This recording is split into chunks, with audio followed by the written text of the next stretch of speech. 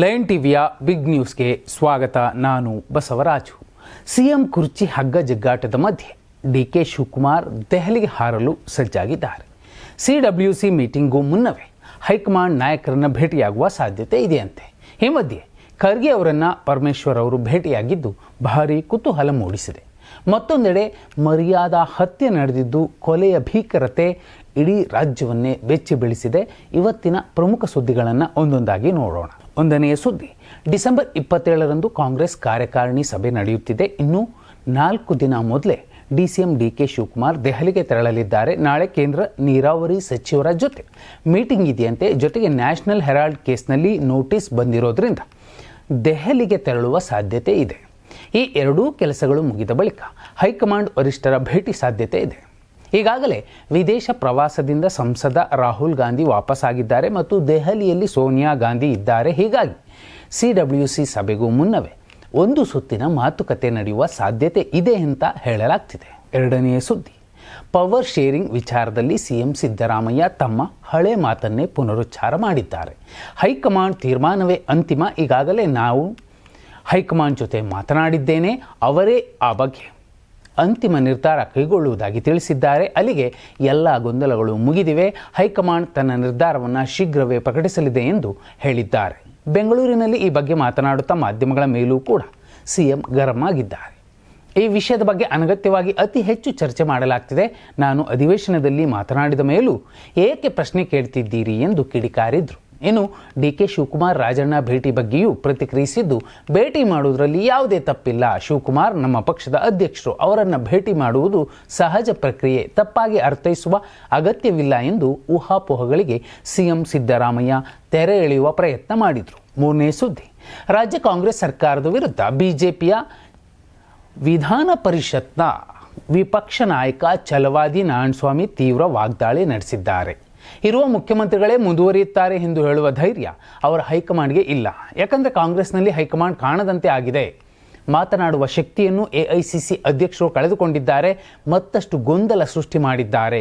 ರಾಜ್ಯವನ್ನು ಸರ್ವನಾಶದ ಅಂಚಿಗೆ ಈ ಸರ್ಕಾರ ತೆಗೆದುಕೊಂಡು ಹೋಗಿದೆ. ಒಬ್ಬರು ಭೂಗಳ್ಳತನ ಮಾಡ್ತಿದ್ರೆ ಮತ್ತೊಬ್ಬರು ಗ್ಯಾರಂಟಿ ಕಳ್ಳತನ ಮಾಡ್ತಿದ್ದಾರೆ. ಅನೇಕ ಸಚಿವರು ಲೂಟಿ ಕೆಲಸದಲ್ಲಿ ತೊಡಗಿದ್ದಾರೆ ಎಂದು ಗುಡುಗಿದ್ದಾರೆ. ನಾಲ್ಕನೆಯ ಸುದ್ದಿ, ಡಿಸಿಎಂ ಡಿಕೆ ಶಿವಕುಮಾರ್ ಪರ ಹಿಂದುಳಿದ ಸಮುದಾಯದ ಮಠಾಧೀಶರು ಚಳವಳಿ ಆರಂಭಿಸಿದ್ದಾರೆ. ಬ್ರಹ್ಮಶ್ರೀ ನಾರಾಯಣ ಗುರು ಶಕ್ತಿಪೀಠದ ರಾಜ್ಯಾಧ್ಯಕ್ಷರಾದ ಪ್ರಣವಾನಂದ ಶ್ರೀಗಳ ನೇತೃತ್ವದಲ್ಲಿ ಕಲಬುರಗಿಯಲ್ಲಿ ಹಿಂದುಳಿದ ಮಠಾಧೀಶರ ಮಹಾಸಭೆ ನಡೆಸಲಾಗಿದೆ. 10 ರಿಂದ 15 ಮಠಾಧೀಶರು ದೆಹಲಿಗೆ ತೆರಳಲು ಸಿದ್ಧತೆ ನಡೆಸಿದ್ದಾರೆ.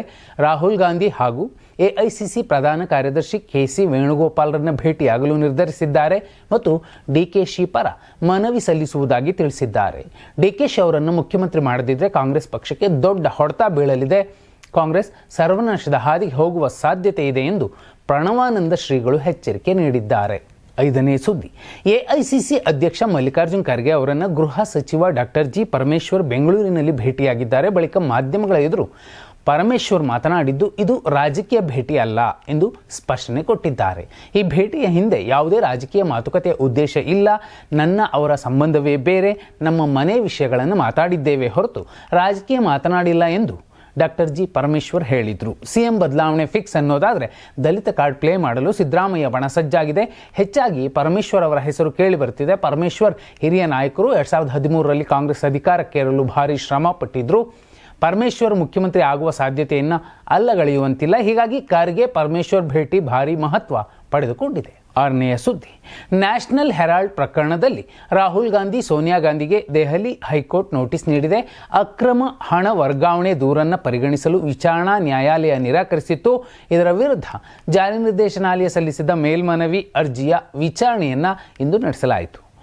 ಇಡಿ ಪರ ಸಾಲಿಸಿಟರ್ ಜನರಲ್ ತುಷಾರ್ ಮೆಹ್ತಾ ವಾದ ಮಂಡಿಸಿದ್ರು. ಪ್ರಕರಣದಲ್ಲಿ ಇಡಿ ತನ್ನ ತನಿಖೆಯನ್ನು ಪೂರ್ಣಗೊಳಿಸಿದೆ, ಸಾಕ್ಷ್ಯಗಳನ್ನು ಸಂಗ್ರಹಿಸಿದೆ ಮತ್ತು ಈ ವಿಷಯಕ್ಕೆ ಸಂಬಂಧಿಸಿದಂತೆ ಹಲವಾರು ಶೋಧಗಳನ್ನು ನಡೆಸಿದೆ. ಆದರೆ ಇಡಿ ಆರೋಪ ಪಟ್ಟಿಯನ್ನು ಪರಿಗಣಿಸಲು ಕೆಳ ನ್ಯಾಯಾಲಯವು ನಿರಾಕರಿಸಿ ತಪ್ಪು ಮಾಡಿದೆ ಅಂತ ವಾದ ಮಂಡಿಸಿದ್ರು. ವಾದ ಆಲಿಸಿದ ಜಡ್ಜ್ ಬಳಿಕ ಸೋನಿಯಾ ಗಾಂಧಿ ಮತ್ತು ರಾಹುಲ್ ಗಾಂಧಿ ಅವರಿಂದ ಪ್ರತಿಕ್ರಿಯೆ ಕೇಳಿ ನೋಟಿಸ್ ಜಾರಿ ಮಾಡಿದ್ದಾರೆ. ಪ್ರಕರಣದ ಮುಂದಿನ ವಿಚಾರಣೆಯನ್ನು 2026 ಮಾರ್ಚ್ 12ರಂದು ನಡೆಸಲು ಕೋರ್ಟ್ ಆದೇಶಿಸಿದೆ. 7ನೇ ಸುದ್ದಿ, ಹೊಸ ವರ್ಷಕ್ಕೆ ಎಲ್ಲರೂ ಸಂಭ್ರಮಾಚರಣೆಯಲ್ಲಿ ತೊಡಗಿದ್ರೆ ರಾಜ್ಯ ಸಾರಿಗೆ ನೌಕರರು ಮಾತ್ರ ಹೋರಾಟಕ್ಕೆ ಸಿದ್ಧರಾಗುತ್ತಿದ್ದಾರೆ. ಬೆಂಗಳೂರಿನ ಕೆಂಪೇಗೌಡ ಬಸ್ ನಿಲ್ದಾಣ ಸೇರಿದಂತೆ ಹಲವೆಡೆ ಕರಪತ್ರ ಹಂಚುವ ಕೆಲಸ ಮಾಡಲಾಗ್ತಿದೆ. ಬೇಡಿಕೆ ಈಡೇರದಿದ್ರೆ ಮುಷ್ಕರ ಅನಿವಾರ್ಯ. ಬೆಳಗಾವಿ ಅಧಿವೇಶನದ ಬಳಿಕ ಸ್ಪಂದಿಸುವುದಾಗಿ ಸರ್ಕಾರ ಭರವಸೆ ಕೊಟ್ಟಿದೆ. ಈಗ ಬೇಡಿಕೆ ಈಡೇರಿಸದಿದ್ರೆ ಮುಷ್ಕರಕ್ಕೆ ಸಿದ್ಧರಾಗಿ ಎಂದು ಕರಪತ್ರದಲ್ಲಿ ಉಲ್ಲೇಖಿಸಲಾಗಿದೆ. ಇನ್ನು ಸಾರಿಗೆ ಸಿಬ್ಬಂದಿಗೆ 38 ತಿಂಗಳ ಹಿಂಬಾಕಿ ನೀಡಬೇಕು. ಸರ್ಕಾರ ಕೂಡಲೇ ಬೇಡಿಕೆ ಈಡೇರಿಸಬೇಕು. ಇಲ್ಲದಿದ್ದರೆ ಜನವರಿ ಮೊದಲ ವಾರದಲ್ಲಿ ಮುಷ್ಕರದ ಬಿಸಿ ಜನರಿಗೆ ತಟ್ಟಲಿದೆ. ಒಂದೇ ಒಂದು ಬಸ್ ಕೂಡ ಡಿಪೋದಿಂದ ಹೊರಗೆ ಬರುವುದಿಲ್ಲ. ಸರ್ಕಾರಕ್ಕೆ ನೀಡುತ್ತಿರುವ ಕೊನೆಯ ಎಚ್ಚರಿಕೆ ಎಂದು ಅಖಿಲ ಕರ್ನಾಟಕ ರಾಜ್ಯ ರಸ್ತೆ ಸಾರಿಗೆ ನೌಕರರ ಮಹಾಮಂಡಳಿಯ ಮಹಾಪ್ರಧಾನ ಕಾರ್ಯದರ್ಶಿ ಜಯದೇವರಾಜೆ ಅರಸ್ ಹೇಳಿದ್ದಾರೆ.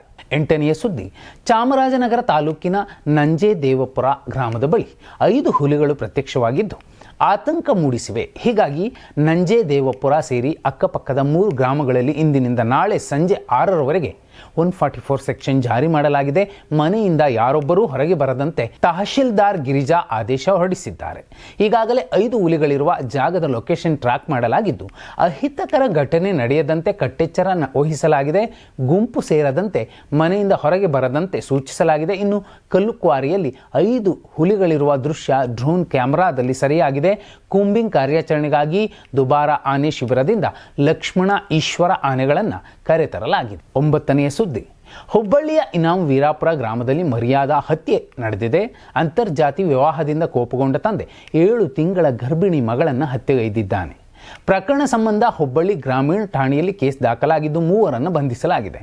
ಕುಟುಂಬದ ವಿರೋಧವಿದ್ರೂ ತನ್ನದೇ ಗ್ರಾಮದ ಬೇರೆ ಜಾತಿಯ ವಿವೇಕಾನಂದನ ಜೊತೆ ಮಾನ್ಯ ಕಳೆದ ಮೇ ತಿಂಗಳಿನಲ್ಲಿ ಮದುವೆ ಆಗಿದ್ರು. ಜೀವ ಭಯದಿಂದ ಹಾವೇರಿಯ ಸಂಬಂಧಿಕರ ಮನೆಯಲ್ಲಿ ವಾಸಿಸುತ್ತಿದ್ದರು. ಕೆಲ ತಿಂಗಳ ಹಿಂದಷ್ಟೇ ವಾಪಸ್ ಬಂದಿದ್ರು. ನಿನ್ನೆ ಮಾನ್ಯ ಪತಿ ಮತ್ತು ಆತನ ಕುಟುಂಬದ ಸದಸ್ಯರು ಹೊಲದಲ್ಲಿದ್ದರೆ ಆ ವೇಳೆಯಲ್ಲಿ ತಂದೆ ಹಲ್ಲೆ ಮಾಡಿದ್ರು. ಬಳಿಕ ಮನೆಗೆ ನುಗ್ಗಿ ಮಾನ್ಯ ಮೇಲೆ ಮಾರಣಾಂತಿಕ ಹಲ್ಲೆ ನಡೆಸಿ ಆಕೆಯ ಅತ್ತೆಗೂ ಥಳಿಸಿದ್ದಾರೆ. ಗಂಭೀರವಾಗಿ ಗಾಯಗೊಂಡಿದ್ದ ಮಾನ್ಯ ಕಿಮ್ಸ್ ಆಸ್ಪತ್ರೆಯಲ್ಲಿ ಸಾವನ್ನಪ್ಪಿದ್ದಾಳೆ. ಇನ್ನು ಇನಾಮ್ ವೀರಾಪುರ ಗ್ರಾಮದಲ್ಲೇ ಮಾನ್ಯ ಅಂತ್ಯಕ್ರಿಯೆ ನೆರವೇರಿದೆ. ಆದರೆ ತವರು ಮನೆಯಿಂದ ಯಾರೊಬ್ಬರೂ ಬಂದಿಲ್ಲ. ಪತಿ ವಿವೇಕಾನಂದ ಕುಟುಂಬಸ್ಥರೇ ಅಂತಿಮ ಸಂಸ್ಕಾರ ಮಾಡಿದ್ದಾರೆ. 10ನೇ ಸುದ್ದಿ, ಭಾರತದ ನೌಕಾಪಡೆ ರಹಸ್ಯ ಮಾಹಿತಿಗಳನ್ನು ಪಾಕಿಸ್ತಾನಕ್ಕೆ ರವಾನೆ ಮಾಡಿದ ಪ್ರಕರಣಕ್ಕೆ ಸಂಬಂಧಿಸಿದಂತೆ ಉಡುಪಿಯಲ್ಲಿ ಮತ್ತೋರ್ವನನ್ನು ಬಂಧಿಸಲಾಗಿದೆ. ಮಲ್ಪೆಯ ಕೊಚ್ಚಿನ್ ಶಿಪ್ ಯಾರ್ಡ್ ಘಟಕದಲ್ಲಿ ಗುತ್ತಿಗೆ ಆಧಾರದಲ್ಲಿ ಕೆಲಸ ಮಾಡುತ್ತಿದ್ದ 34 ವರ್ಷದ ಹೀರೇಂದ್ರ ಎಂಬಾತನನ್ನು ಮಲ್ಪೆ ಪೊಲೀಸರು ಬಂಧಿಸಿದ್ದಾರೆ. ಪೊಲೀಸರ ತನಿಖೆ ಪ್ರಕಾರ ಬಂಧಿತ ಆರೋಪಿ ಹೀರೇಂದ್ರ ಗುಜರಾತ್ ರಾಜ್ಯದ ಆನಂದ ಜಿಲ್ಲೆಯ ಕೈಲಾಸನಗರಿಯ ನಿವಾಸಿ. ಹಣ ಪಡೆದು ಬಂಧಿತ ರೋಹಿತ್ ಮತ್ತು ಸಂತ್ರಿಗೆ ಮೊಬೈಲ್ ಸಿಮ್ ಕಾರ್ಡ್ಗಳನ್ನು ಒದಗಿಸಿದ್ದನಂತೆ. ಇವರೆಲ್ಲ ಸೇರಿ ಪಾಕಿಸ್ತಾನಕ್ಕೆ ಭಾರತ ನೌಕಾಪಡೆಗೆ ಸಂಬಂಧಿಸಿದ ರಹಸ್ಯ ಮಾಹಿತಿಗಳನ್ನು ರವಾನಿಸುತ್ತಿದ್ದರು ಎನ್ನಲಾಗ್ತಿದೆ. ಶಿಪ್ ಯಾರ್ಡ್ ಅಧಿಕಾರಿಗಳಿಗೆ ಬಂದ ಸಂಶಯದ ಹಿನ್ನೆಲೆ ಮಲ್ಪೆ ಪೊಲೀಸರಿಗೆ ಮಾಹಿತಿ ನೀಡಿದ್ರು. ದೂರಿನ ಆಧಾರದ ಮೇಲೆ ಇಬ್ಬರನ್ನು ಬಂಧಿಸಲಾಗಿತ್ತು. ಬಂಧಿತರ ವಿಚಾರಣೆಯ ವೇಳೆ ಮತ್ತೋರ್ವ ಆರೋಪಿ ಮಾಹಿತಿ ಲಭ್ಯವಾಗಿದ್ದು ಹಡಗುಗಳ ನಂಬರ್ಗಳ ಗೌಪ್ಯ ಪಟ್ಟಿ ಹಾಗೂ ಮಾಹಿತಿ ರವಾನಿಸುತ್ತಿದ್ದರು ಎಂದು ತಿಳಿದು ಬಂದಿದೆ. ಇದು ಇವತ್ತಿನ ಪ್ರಮುಖ ಸುದ್ದಿ. ನಾಳೆ ಕೂಡ ಪ್ರಮುಖ ಸುದ್ದಿಗಳನ್ನು ಸರಳವಾಗಿ ಸಮಗ್ರವಾಗಿ ಹೇಳುವಂತಹ ಪ್ರಯತ್ನ ಮಾಡ್ತೀವಿ. ಧನ್ಯವಾದ. ಶುಭರಾತ್ರಿ.